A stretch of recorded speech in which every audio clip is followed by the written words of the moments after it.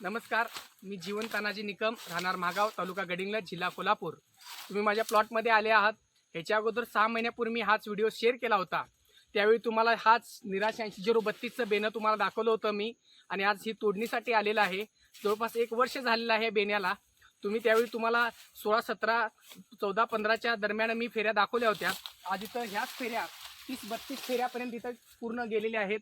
ऊस असा स्ट्रेट आहे, चांगली भुसभुशीत माती तुम्हाला त्यावेळी दाखवली होती।